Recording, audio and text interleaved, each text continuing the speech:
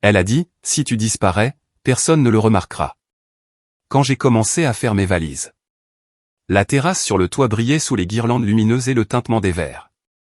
La silhouette de la ville peignait une image de célébration, mais rien de tout cela n'avait d'importance. Pas quand Samantha tournoyait sur elle-même, ivre de tequila et de sa propre importance.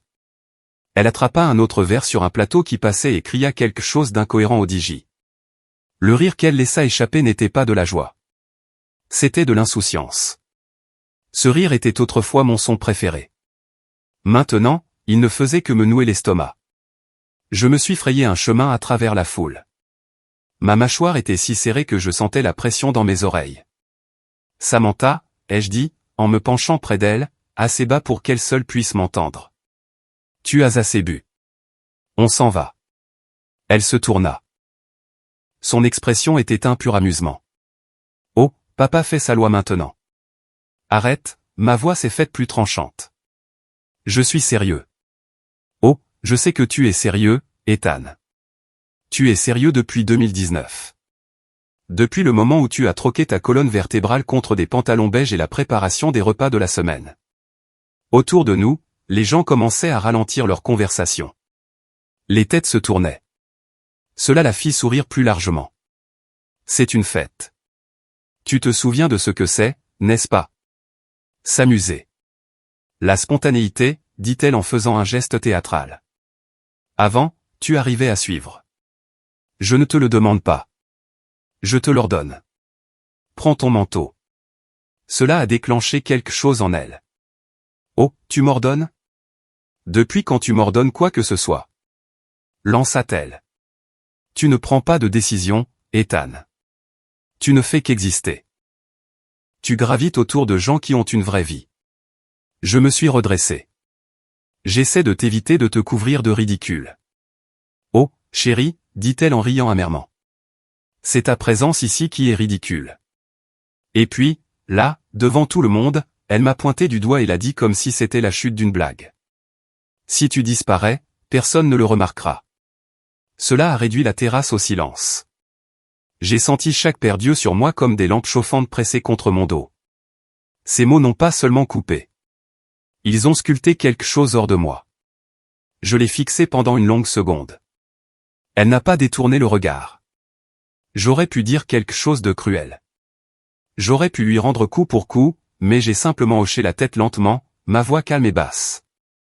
On verra bien. Elle a levé les yeux au ciel et a trébuché en arrière dans les bras d'un ami, gloussant comme si de rien n'était. Quelqu'un m'a posé une main sur l'épaule.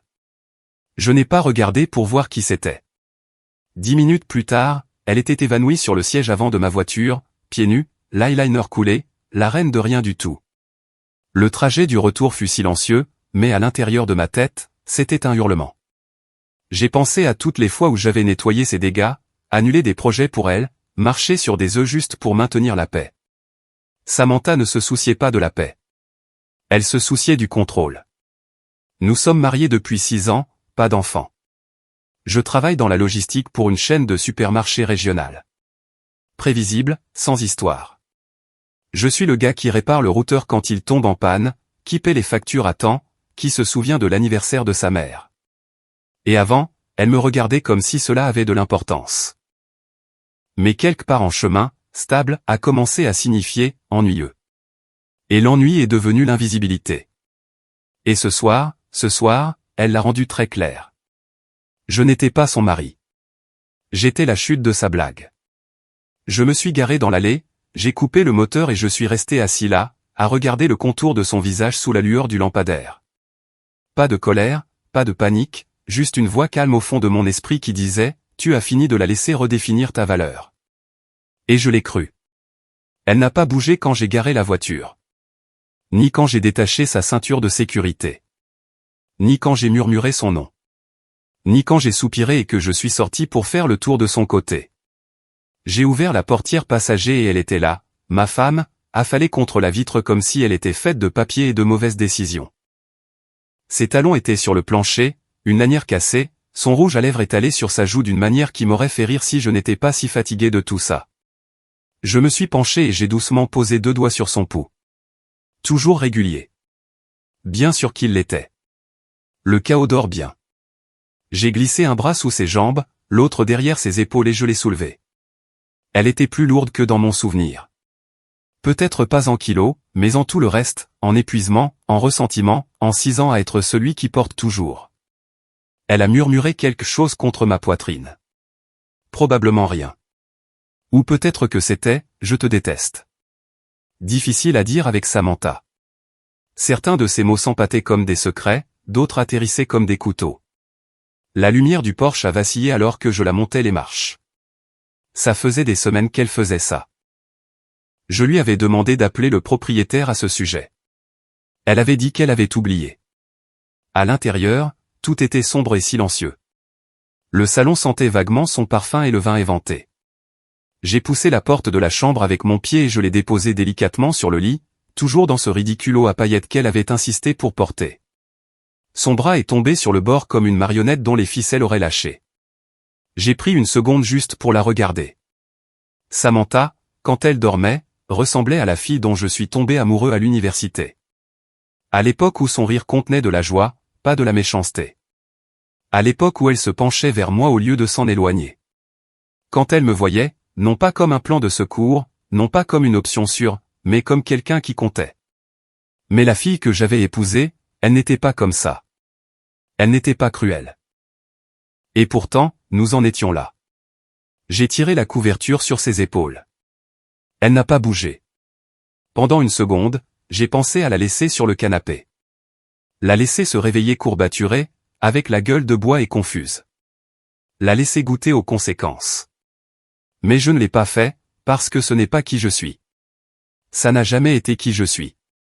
Je suis sorti de la pièce lentement et j'ai tiré la porte. Pas complètement, juste assez. De retour dans le couloir, je me suis appuyé contre le mur et j'ai expiré le genre de souffle qui semble avoir été piégé en vous pendant des années. Ma tête s'est renversée en arrière, les yeux fermés. Le silence semblait énorme. Je n'ai pas pleuré. Je n'ai pas ragé. Je suis juste resté là, dans le calme, et j'ai laissé la vérité finale s'installer dans mes os. J'ai fini d'être le dommage collatéral du spectacle de quelqu'un d'autre. J'ai fini d'être son public.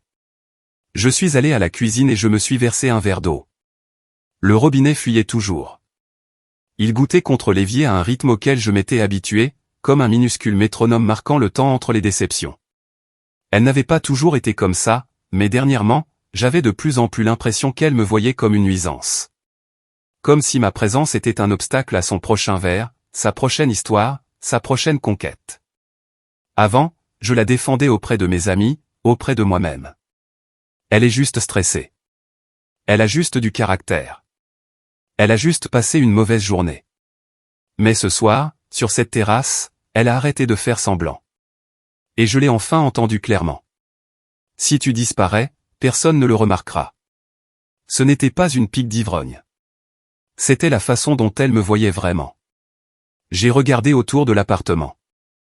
Les photos sur le mur, les tasses que nous avions achetées lors de ce road trip en Oregon, la couverture qu'elle ne lavait jamais. Tout semblait emprunté, comme une vie que j'avais accepté de louer en morceaux.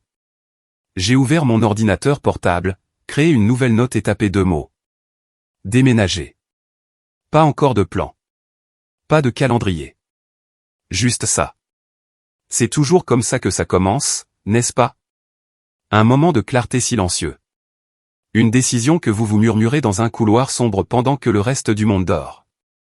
Je ne sais pas combien de temps je suis resté là à fixer l'écran. Mais quand je l'ai finalement éteint, la décision est restée. Et dans le silence, pour la première fois depuis longtemps, j'ai senti que je pouvais respirer. Le bruit d'une fermeture éclair de valise, tôt le matin, a une résonance différente. Ce n'est pas urgent comme faire ses bagages pour un voyage. Ce n'est pas joyeux comme se préparer pour des vacances. C'est délibéré. Définitif. Je me tenais au milieu de notre chambre, elle dormant encore dans la pièce voisine. Pliant des vêtements avec une précision mécanique.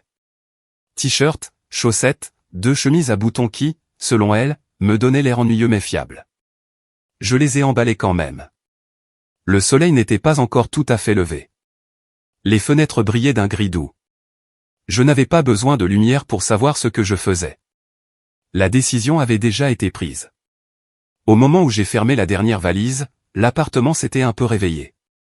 Des oiseaux dehors, le trafic lointain, le faible bourdonnement de notre vieux frigo. Puis, des pas. Je me suis retourné juste au moment où Samantha arrivait au coin du couloir, enroulée dans une couverture comme si elle avait oublié la dispute, la fête, tout. Elle s'est frotté les yeux. « Pourquoi es-tu debout ?» Je n'ai pas répondu tout de suite, je suis juste passé devant elle pour aller dans le salon et poser mon sac de sport près de la porte d'entrée. Elle a suivi, plus lentement cette fois. Sa voix s'est adoucie. « Ethan. » Je l'ai enfin regardé. Pas avec froideur, juste avec clarté. « Je m'en vais, » ai-je dit. Sa tête a légèrement tressauté, comme si elle avait mal entendu. « Quoi ? » Je prends un mois. Je serai parti d'ici midi. Elle a cligné des yeux avec force, comme pour se forcer à se réveiller. Un mois ? Parti où ? J'ai haussé les épaules. Quelque part de calme. J'ai déjà signé un bail de courte durée. Quoi ? Tu déménages ? J'ai hoché la tête. Elle m'a fixé, essayant de lire mon visage comme si c'était une énigme. Attends, c'est à cause d'hier soir ? J'étais ivre, Ethan. Je ne le pensais pas. Si, tu le pensais, l'ai-je interrompu doucement. Et même si ce n'était pas le cas, ce n'est pas à cause d'hier soir. Elle s'est approchée. Alors c'est à cause de quoi ? C'est à cause de tout, ai-je dit. L'alcool, les cris, la façon dont je me sens comme un accessoire de décor dans ta vie. Elle avait l'air sur le point de parler, mais j'ai levé la main. Je ne suis pas là pour me disputer. Je ne demande pas de réaction. J'ai juste besoin d'espace pour me souvenir de qui je suis quand je ne nettoie pas la tempête de quelqu'un d'autre. Pendant un moment, elle est restée là. Puis son expression a commencé à changer, la confusion laissant place à la prise de conscience. « Attends » a-t-elle murmuré. « Tu es sérieux ?» J'ai de nouveau hoché la tête. Elle a pris une inspiration. « Et alors ? Tu vas juste me laisser ici toute seule ?» Je n'ai pas répondu. Sa voix s'est brisée, à peine plus qu'un murmure. « Tu vas vraiment faire ça ? » Je dois le faire. Elle n'a pas pleuré. Pas encore. Elle a juste regardé les sacs comme s'ils l'avaient trahi. « Je ne veux pas que tu partes » a-t-elle dit finalement. Et voilà. La première lueur de vulnérabilité que je voyais en elle depuis des mois. Mais je n'ai pas bronché. Je ne voulais rien de tout ça non plus, ai-je dit doucement. Elle a tendu la main vers mon bras, mais j'ai reculé. Pas cruellement, juste fermement. Je serai de retour dans un mois, ai-je dit.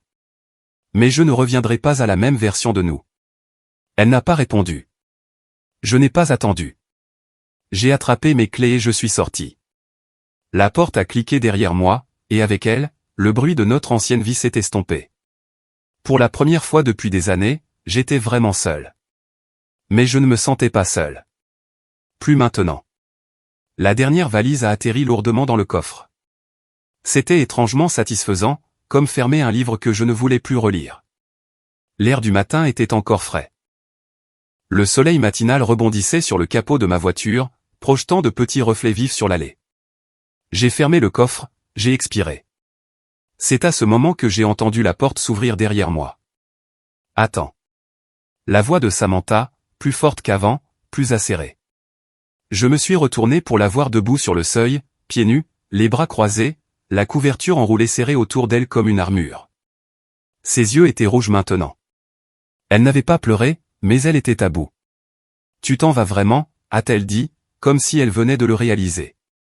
J'ai hoché la tête une fois. Pas de drame, pas de jubilation.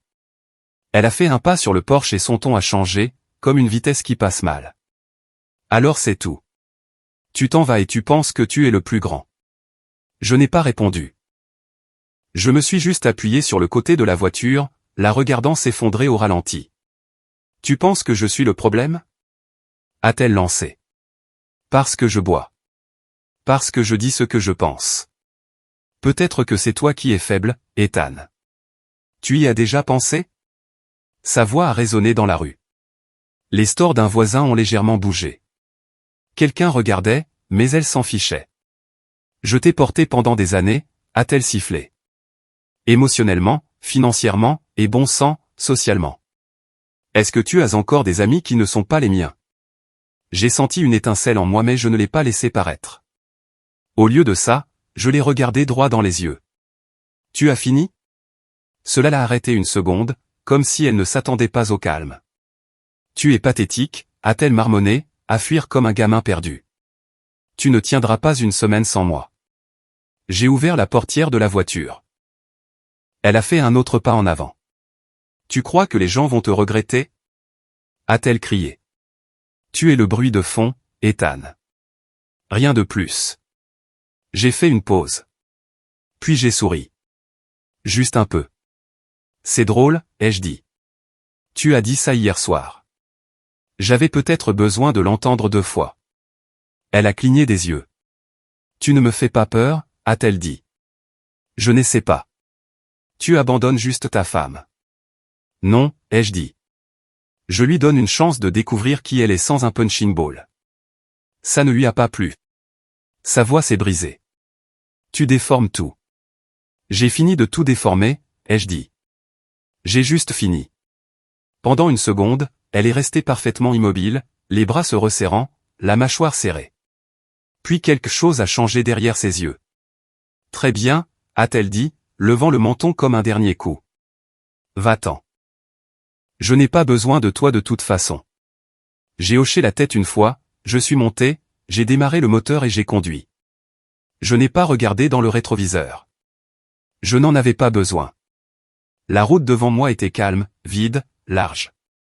Pour la première fois, je n'avais aucun plan, mais pour la première fois depuis des années, je ne me sentais pas piégé. Je me sentais libre. L'appartement n'avait rien de spécial. 2 pièces, des murs fins, des stores dépareillés et une légère odeur de poussière et de peinture. Mais au moment où je suis entré et que j'ai fermé la porte derrière moi, j'ai eu l'impression d'entrer dans une église. Silencieux, immobile, et à moi. J'ai laissé tomber mes sacs et je suis resté là une seconde, laissant l'absence m'envelopper. Pas de parfum dans l'air. Pas de télévision vacillante dans la pièce voisine. Pas de verre de vin à moitié vide sur la table. Juste de l'espace. Et puis, bam, bam, bam. Quelqu'un a martelé la porte d'entrée assez fort pour faire sursauter l'horloge murale. J'ai ouvert rapidement, m'attendant déjà à moitié à une plainte pour le bruit. Le voilà. A souri Derek, brandissant une boîte de pizza graisseuse dans une main et un pack de 6 bières dans l'autre. Tu ne pensais quand même pas que tu allais me planter là, hein? Derek était mon colocataire à l'université. Loyal, bruyant et totalement incapable de sentir l'ambiance. Nous ne nous étions pas beaucoup vus ces dernières années, mais quand je lui ai envoyé un texto hier en disant que j'avais besoin d'un endroit temporaire et peut-être d'un peu de compagnie, il n'a pas hésité. J'ai apporté de la bière, mais ne t'inquiète pas, a-t-il ajouté en entrant sans attendre d'invitation. Un seul d'entre nous est légalement autorisé à partir en vrille en ce moment. Il a posé la pizza sur le comptoir et a ouvert une canette. J'ai aussi apporté des ailes de poulet buffalo parce que je sais qu'au fond de ta petite âme brisée, tu as encore besoin d'une raison de sourire. Je n'ai même pas faim à rire, mais quelque chose s'est détendu dans ma poitrine.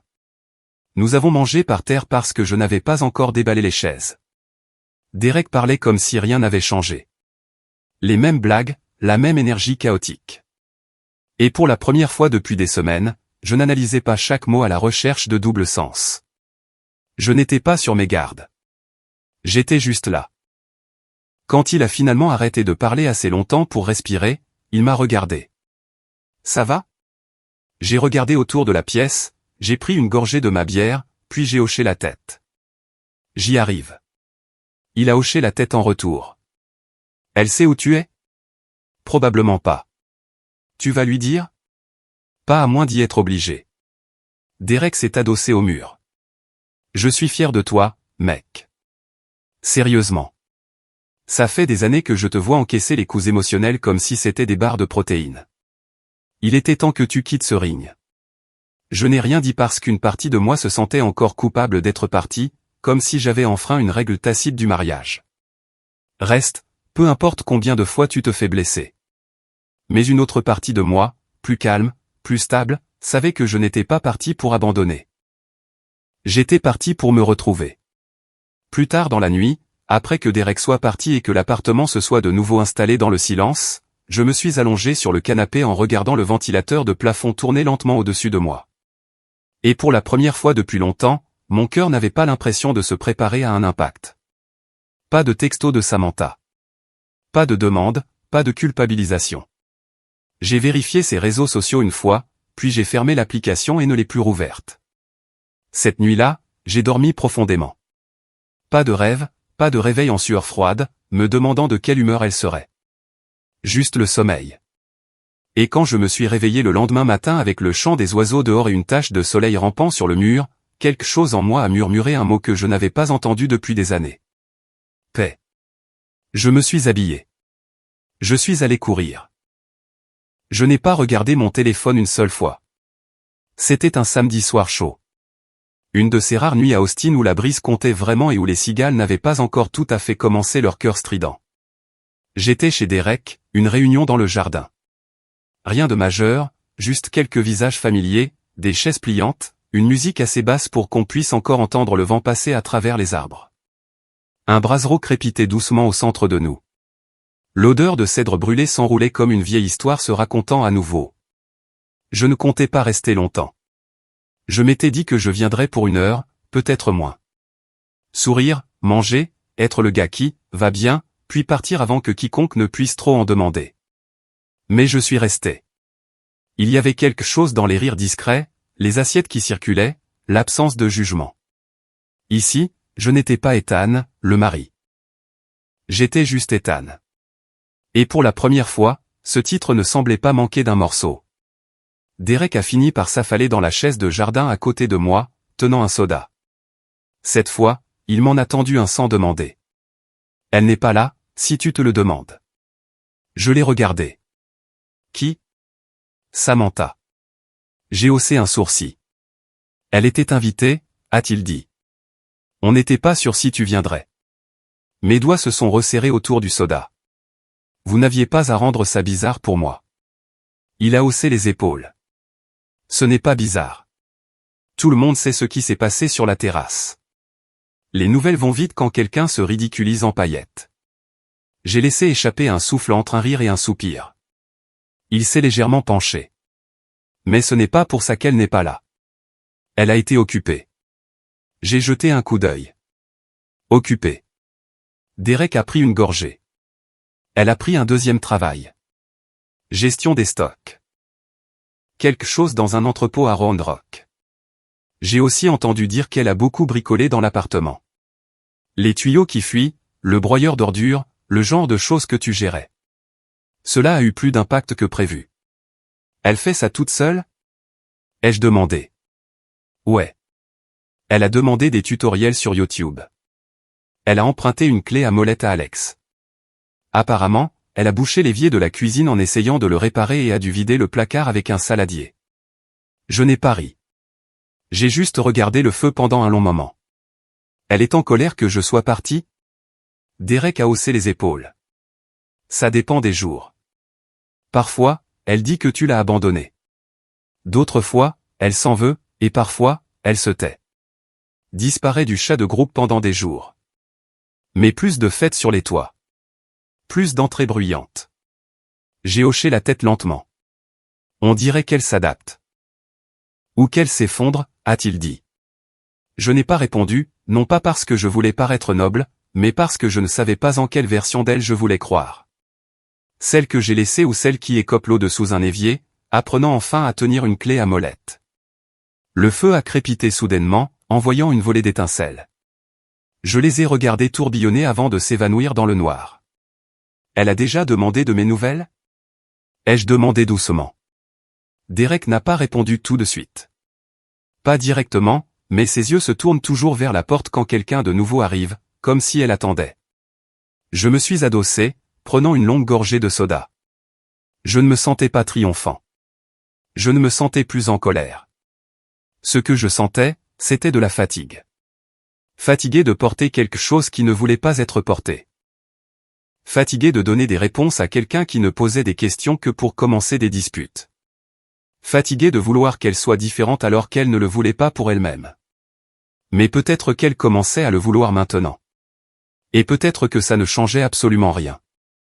Le feu a de nouveau crépité. Quelqu'un a commencé à gratter une guitare près du bord du cercle. Une fille que je connaissais à peine a fait passer un plateau d'élotes comme si c'était la tradition la plus sacrée du monde. Et moi, juste un gars avec rien d'autre que du temps, je me suis penché et j'ai piqué le feu avec un bâton comme un enfant. Je n'ai pas pensé à Samantha. Je n'ai pas pensé à la terrasse. J'ai juste regardé la braise s'accrocher au bout de mon bâton et luire, vaciller, s'éteindre, puis disparaître. C'était un mardi. Ordinaire en tout point jusqu'à ce qu'il ne le soit plus. J'en étais à 2 semaines de mon exil auto-imposé. Linge plié, course rangée. Je lisais un vieux livre de poche que Derek avait laissé. Quelque chose à propos d'un détective qui ne savait pas quand s'en aller. C'était ironique. Puis mon téléphone s'est allumé. Samantha. J'ai fixé l'écran plus longtemps que prévu. Mon pouce a hésité au-dessus de « refuser », mais j'ai répondu. Ethan. Sa voix s'est craquelée comme le début d'un vieux disque. Je n'ai rien dit. J'ai juste attendu. Elle a reniflé. Je sais que je ne devrais pas appeler. C'est juste. Je ne savais pas quoi faire d'autre. Silence. Je suis désolé, a-t-elle dit, la voix douce et tremblante. Tu me manques. Tout est plus difficile sans toi. Je suis resté silencieux, laissant les mots flotter. Je n'arrive pas à dormir. Le broyeur est de nouveau en panne, et je fais ces 2 boulots juste pour joindre les 2 bouts. Et je ne sais pas, peut-être que je me croyais plus forte que je ne le suis. Plus de silence. Je voulais juste dire que tu me manques. Ta stabilité me manque, la façon dont tu rendais toujours les choses plus sûres. Il y a eu une longue pause et quelque chose s'est agité en moi. Pas de l'espoir, ni même de la sympathie, juste de la reconnaissance. Le confort lui manquait. Pas moi. Tu es là ? A-t-elle demandé. Je suis là, ai-je dit d'un ton neutre. Je ne pensais pas que tu répondrais, a-t-elle admis, la voix douce. Je n'étais pas sûr de le faire non plus. Elle a eu un petit rire brisé qui ressemblait plus à un soupir. Tu as toujours été meilleur à ça, à contenir tes émotions. À me contenir. Je ne contiens plus rien, ai-je dit doucement. La ligne est devenue silencieuse. Puis son ton a changé, comme une brise qui tourne. Tu sais, toute cette histoire, c'est quand même tellement dramatique, a-t-elle dit, la voix se tendant. Un mois entier, comme si tu jouais dans un film de rupture. J'ai cligné des yeux. Pardon ? Tu m'as laissé gérer tout toute seule. Ce n'est pas noble, Ethan. C'est de l'abandon. Le changement a été si brusque qu'il m'a fait me redresser. Tu viens de dire que je te manquais, ai-je répondu. Et c'est vrai. A-t-elle lancé. Mais manquer à quelqu'un ne veut pas dire qu'il a le droit de te punir. J'ai dégluti difficilement. C'est comme ça que tu le ressens ? Une punition ? Comment l'appellerais-tu sinon ? A-t-elle rétorqué. Tu es juste parti et tu as décidé de me faire souffrir jusqu'à ce que tu te sentes à nouveau entier. Je me suis levé, arpentant le sol maintenant. Non, samedi. Je suis parti parce que j'ai finalement réalisé que je n'étais pas ton mari. J'étais ta béquille. Et toi ? Je me suis arrêté. Elle a rempli le silence. J'essaie, Ethan. Tu le sais. Mais tu es juste parti sans prévenir. Non, ai-je dit, ma voix basse est égale maintenant. Je t'ai prévenu pendant des années. Tu n'as juste jamais écouté. Ça a fait mouche. Je l'ai entendu. Elle n'a pas eu de réponse. Puis est venu le tournant final. Tranchant et amer. J'espère que tu profites de ton petit studio de célibataire, a-t-elle dit. J'espère que la liberté est incroyable, parce que quand tout ça sera fini, ne t'attends pas à ce que tout attende comme avant. J'ai fixé le mur. Ma mâchoire s'est crispée. Je n'attends plus rien de toi, ai-je dit. Clic, elle a raccroché et le silence qui a suivi n'était pas vide. Il était bruyant, résonnant de tous les mots qu'elle n'avait pas dit, et de tout ce que j'en avais enfin fini de répéter. Je suis resté là à regarder l'écran. Son nom toujours allumé dans le journal d'appel, et j'ai senti cela s'installer dans ma poitrine comme une pierre jetée dans une eau calme. Je ne lui manquais pas. C'était le poids que je portais pour elle qui lui manquait. Et maintenant que je l'avais posé, elle appelait ça de l'abandon. Mais la vérité, c'est que je n'étais pas un partenaire pour elle. J'étais une bouée de sauvetage avec laquelle elle n'avait jamais appris à nager. Et je n'allais pas me noyer juste pour l'empêcher de sentir le froid. C'était le genre de dimanche où le monde ralentit. La chaleur qui traverse les fenêtres, le ventilateur de plafond dessinant des cercles paresseux au-dessus de ma tête. J'étais assis par terre, essayant de réparer le pied chancelant d'une table avec une clé Allen de la mauvaise taille. Parce que la vie n'est jamais aussi simple que les instructions le laissent entendre. On a frappé à la porte, ce qui m'a fait me lever.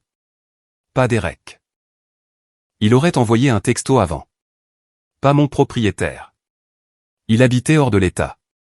Je n'attendais personne. J'ai ouvert la porte. Maya. Elle était là, tenant une bouteille de vin et un sourire prudent.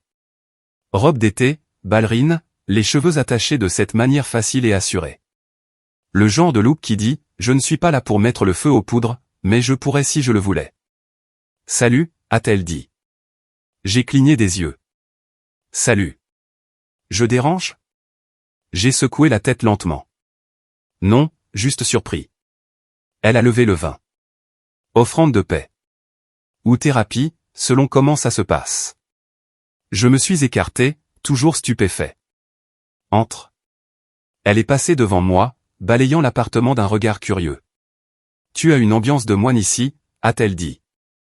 Des murs nus, pas de plantes, une seule fourchette dans l'évier. Je travaille sur l'atmosphère, ai-je répondu. Elle a souri et s'est assise sur le bord du canapé. Je ne suis pas venu pour remuer quoi que ce soit. C'est juste que... Eh bien, les gens parlent. J'ai pensé que tu pourrais apprécier un peu de compagnie qui ne vienne pas avec des conseils non sollicités ou une haleine de bière. Je me suis assis en face d'elle. Merci. Elle m'a tendu le vin. Je ne l'ai pas encore ouvert. Il y a eu une longue pause, confortable au début. Puis elle s'est penchée en avant. Je sais que les choses ont été tendues, mais je veux être honnête sur la raison de ma venue. Ma poitrine s'est légèrement serrée. Je suis inquiète pour elle, a-t-elle dit. Je n'ai pas demandé de qui. Je le savais déjà. Samantha est en train de s'effondrer, a-t-elle ajouté. Tu ne veux probablement pas l'entendre, mais elle n'est plus la même. J'ai gardé une expression indéchiffrable. Les gens changent quand ils perdent leur filet de sécurité. Maya a hoché la tête. C'est vrai, mais certaines personnes se brisent aussi. Je l'ai regardée. C'est elle qui t'envoie ? Son sourire s'est estompé. Non, elle ne sait pas que je suis là. En fait, si elle le savait, elle pèterait probablement un câble. Cela m'a surpris. Alors, pourquoi es-tu là ? Une autre pause. Celle-ci plus lourde. Parce que j'aime la version de toi qui venait aux soirées jeux et qui cuisinait trop de pâtes. Et je déteste que la seule version de Samantha que j'ai vue dernièrement soit celle qui fixe la porte comme si elle allait s'excuser. Je n'ai rien dit. Puis quelque chose a changé dans son ton. Et peut-être, a-t-elle dit plus doucement, ça me manque de parler à quelqu'un qui voit les choses clairement. Nos regards se sont croisés un instant de trop. Elle l'a remarqué aussi. Je me suis levé et je suis allé au comptoir, j'ai ouvert le vin, versé 2 verres, lui en ai tendu un. Nous sommes restés assis en silence pendant un moment. Un jazz doux joué depuis l'appartement d'un voisin. Le genre de musique qui rend tout plus significatif que ça ne devrait l'être. Maya a replié une jambe sous elle et a penché la tête. Tu penses parfois à ce qu'aurait été la vie si tu ne l'avais pas rencontré ? Cela m'a pris de court. J'ai eu un petit rire. Parfois. Mais ensuite je réalise que même les pires choses nous façonnent en quelque chose de plus affûté. Elle a levé son verre. Aux arêtes vives. J'ai trinqué avec elle. Nous avons bu la chaleur du vin, le rythme tranquille de la musique, son genou nu frôlant le mien. Tout s'est brouillé en quelque chose de dangereux. Elle s'est légèrement penchée en avant. Je devrais y aller. Je n'ai pas bougé. Mais alors, juste avant que l'espace entre nous ne puisse se refermer, je me suis reculé. Je ne suis pas prêt, ai-je dit doucement. Elle a semblé surprise, puis impressionnée. Bien, a-t-elle murmuré.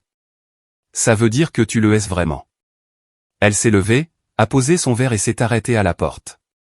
Quoi qu'il arrive, Ethan, tu n'es plus invisible. Souviens-toi de ça. Puis elle est partie, et je suis resté là à regarder la porte longtemps après qu'elle se soit fermée. Pas parce que je regrettais quoi que ce soit, mais parce que je venais enfin de me prouver quelque chose à moi-même. Je pouvais arrêter le cycle. Et je le voulais. 31 jours. C'est le temps qui s'était écoulé depuis que j'avais quitté cette maison et juré de me retrouver. Je n'avais pas emporté grand-chose en partant, mais je suis revenu avec encore moins. Une valise, une tasse de café à laquelle je m'étais attaché et un regard différent. Le genre qui ne se contente pas de voir, il remarque. Je me suis garé dans l'allée juste après 17 heures. L'herbe avait trop poussé, la lumière du Porsche clignotait toujours, elle n'avait pas été changée. Un colis était posé, intact, près de la porte. J'ai coupé le moteur et je suis sorti. C'était comme entrer dans le fantôme de mon ancienne vie. Des murs familiers, le même air, mais le sentiment était différent, plus lourd. J'étais à mi-chemin de la porte d'entrée quand j'ai entendu une voix derrière moi. Ethan. Je me suis retourné. Monsieur Harris. Il habitait de l'autre côté de la rue, retraité, toujours en train de tailler ses haies comme si c'était des bonsaïs. Sa voix avait un timbre doux et rauque. Mais aujourd'hui, il y avait une nouvelle nuance. Je peux te parler une seconde ? A-t-il dit en se rapprochant. J'ai hoché la tête. Tu es parti un moment, a-t-il dit en regardant autour de lui. Tout va bien ? J'y travaille, ai-je dit. J'avais juste besoin d'espace. Il a hoché la tête lentement, puis a hésité. Je ne veux pas être indiscret, a-t-il dit, mais quelque chose cloche. J'ai haussé un sourcil. Cloche ? Il a regardé par-dessus son épaule, puis s'est penché. Il y a eu une voiture, une Nissan noire, vitre teintée. Elle a tourné dans le quartier à des heures bizarres presque toutes les nuits. Ça m'a fait l'effet d'une douche froide. Ça pourrait n'être rien, a-t-il ajouté rapidement. Mais j'ai commencé à noter la plaque, j'ai pris une vidéo une nuit. Il a sorti son téléphone et a tapoté dessus. La vidéo n'était pas floue. Elle était claire. Une voiture noire passait lentement devant ma maison. Le même véhicule faisait demi-tour au bout de l'impasse, encore et encore, toujours entre 22h et minuit. Ne s'arrêtant jamais, juste tournant en rond. La chair de poule m'a parcouru les bras. Vous avez déjà vu qui était à l'intérieur ? Ai-je demandé. Monsieur Harris a secoué la tête. Impossible de distinguer le visage, mais la silhouette me semblait familière. Une femme, cheveux longs. Ça pourrait n'être rien, mais j'ai pensé que tu devais le savoir. Je l'ai remercié, le cœur battant la chamade. Tandis qu'il traversait la rue, j'ai repassé la vidéo dans ma tête. Qui surveillait-elle ? Pourquoi ne frappait-elle pas simplement à la porte ? Je me suis retourné vers la maison. La porte d'entrée s'est ouverte.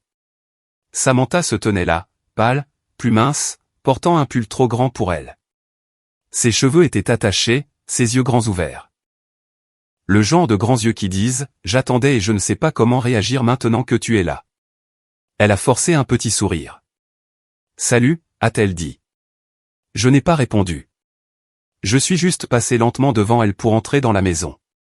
Ça sentait le nettoyant au citron et le désespoir. Le salon avait été réaménagé. De nouveaux coussins, des rideaux différents, un vase avec des fleurs en plastique. Elle essayait de recréer la scène. Comment était l'appartement ? A-t-elle demandé. Calme, ai-je dit. Elle flottait près de l'entrée, incertaine de sa place dans la pièce. C'était nouveau. J'ai laissé tomber mon sac près du couloir et je me suis tourné vers elle. J'ai parlé à Monsieur Harris. Ses yeux ont tressailli. Il m'a montré la vidéo. Et voilà. L'étincelle, culpabilité, peur, honte, tout traversant son visage comme des phénomènes météorologiques qu'elle ne pouvait contrôler. Pourquoi ? Ai-je demandé, ma voix calme. Qu'est-ce que tu faisais ? Elle a croisé les bras. Je ne faisais rien. Tourner autour de la maison à minuit, ai-je dit, ce n'est pas rien, Samantha. Elle a ouvert la bouche, l'a refermée, puis a finalement dit, c'est juste. Tu me manquais. Je ne savais pas si tu reviendrais un jour. J'étais ivre la première fois, puis c'est devenu une habitude. Tu aurais pu appeler. Je l'ai fait. Tu as arrêté de répondre. Je l'ai fixé. Alors tu as espionné la maison à la place. Je n'ai pas espionné. Tu te rends compte de ce que ça implique ? Elle avait l'air sur le point de pleurer. Je n'essayais pas de te faire peur. Alors qu'est-ce que tu essayais de faire? Je voulais me sentir proche de toi. Je voulais. Je ne sais pas.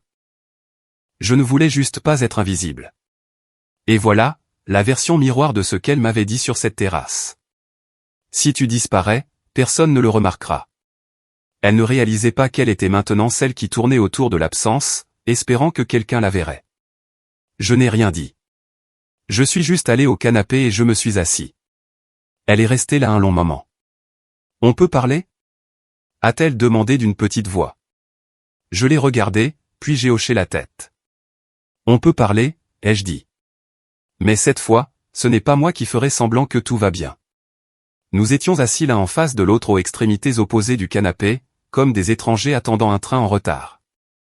Le même canapé où nous avions autrefois ri devant des plats à emporter et partagé des documentaires à moitié regardés.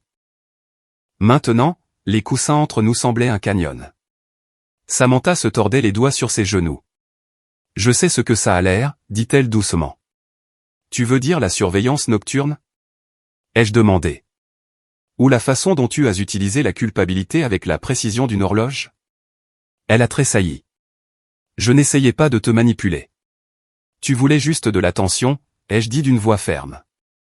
Même si ça impliquait la peur, même si ça impliquait la culpabilité. Tu ne voulais pas que je revienne. Tu ne voulais juste pas être seul dans le silence que tu as créé. Elle m'a regardé, les yeux brillants. Tu crois que j'ai aimé quoi que ce soit de tout ça? Que je voulais sombrer. Je ne pense pas que tu voulais quoi que ce soit, ai-je dit. C'est ça le problème. Tu ne fais que réagir, brûler les ponts, puis pleurer quand la fumée t'aveugle. Elle s'est essuyée le dessous de l'œil. Je n'étais pas prête à ce que tu partes. Non, ai-je convenu. Tu n'étais pas prête à ce que j'ai de l'importance. Ça l'a touchée. Elle s'est affalée contre le canapé, le souffle lui manquant comme un ballon qui se dégonfle. J'ai commencé à voir quelqu'un, a-t-elle dit brusquement. J'ai cligné des yeux. Quoi? Un thérapeute, a-t-elle précisé. Au centre communautaire. Après la 2e semaine. Je me suis légèrement penché en avant. Tu es sérieuse? Elle a hoché la tête. Je devais le faire. J'étais en train de m'effondrer. Je ne pouvais plus manger. Je ne pouvais plus dormir. Je n'arrêtais pas de regarder la porte comme si elle allait peut-être s'ouvrir et que rien de tout ça ne serait réel. Je n'ai pas répondu, parce qu'une partie de moi était contente qu'elle ait fait un pas, et une autre partie de moi aurait souhaité qu'il n'ait pas fallu mon absence pour l'Y pousser. J'avais besoin de me heurter à un mur, a-t-elle murmuré. Et te perdre, ça a été le bitume. Il y a eu un long silence entre nous. Puis elle a levé les yeux, la voix à peine un souffle. C'est trop tard? La question est restée là, lourde, inévitable, mais je connaissais déjà la réponse. Je ne suis pas en colère, ai-je dit. Plus maintenant. Mais je ne reviens pas non plus à l'endroit que j'ai quitté. Et ça? J'ai regardé autour du salon. Ce n'est pas une maison. C'est une scène de théâtre. J'ai fini de jouer la comédie. Elle a hoché la tête lentement, les larmes coulant maintenant sur ses joues. J'ai juste pensé, a-t-elle murmuré, que si je changeais, peut-être qu'on pourrait tout recommencer. Le changement ne regagne pas la confiance, ai-je dit doucement. Il te donne simplement une autre chance de construire quelque chose de nouveau. Et je ne suis pas sûr de vouloir construire avec toi. Cela l'a anéantie, mais elle n'a pas discuté. Elle a simplement hoché la tête. Je me suis levé. Je vais remplir les papiers cette semaine. On partagera tout proprement. Monsieur Harris a accepté de témoigner si nécessaire. Elle s'est essuyé le visage, honteuse. Tu lui as parlé? Il m'a montré les vidéos. Et franchement, je ne veux pas vivre dans un endroit où les gens s'inquiètent que tu puisses péter un câble au milieu de la nuit. Elle n'a rien dit.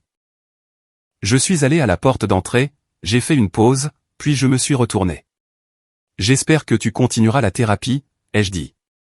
Pas pour moi. Pour toi. Sa voix s'est brisée. Reviendras-tu un jour? Je lui ai adressé un sourire triste. Je suis déjà revenu. Et puis je suis parti. La pluie est tombée doucement cette nuit-là. Un murmure régulier contre les fenêtres. Le genre de son qui rendait habituellement la maison plus solitaire. Mais pas ce soir-là. On a frappé à la porte. Puis des voix. J'ai ouvert pour voir Derek, Maya, et 2 autres de notre cercle. Les bras chargés de boîtes de nourriture, de vin, d'une pile de vieux films. On s'est dit que c'était le moment pour une soirée rediffusion, a dit Derek, passant déjà devant moi comme si c'était une tradition. Maya a souri. Plus lentement, plus chaleureusement. Sans prise de tête, juste de la confort food et des dialogues nuls. Je me suis écarté, les laissant entrer. L'endroit s'est illuminé en quelques secondes.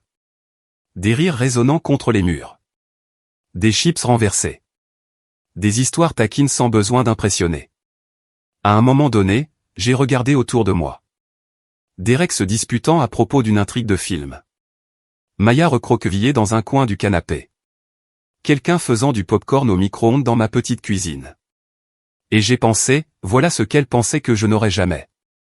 Elle avait dit un jour, si tu disparais, personne ne le remarquera. Mais la vérité, c'est qu'elle a disparu et le monde a continué de tourner. Les gens sont passés à autre chose. Les conversations ont coulé sans que son nom y figure. Même ses parents ont fini par la reprendre. Aux dernières nouvelles, elle vivait dans sa chambre d'enfant, passant d'un petit boulot à l'autre, accusant la pluie de sa malchance. Moi, j'avais enfin trouvé un endroit où je n'avais pas à me rabaisser pour m'intégrer. Où le silence ne signifiait pas tension. Où l'amour ne ressemblait pas à de la survie. Et j'ai réalisé que je n'avais pas besoin de vengeance ou de tourner la page. J'avais juste besoin d'espace. L'espace pour devenir quelqu'un qu'elle n'a jamais eu l'occasion de connaître. Et c'était suffisant.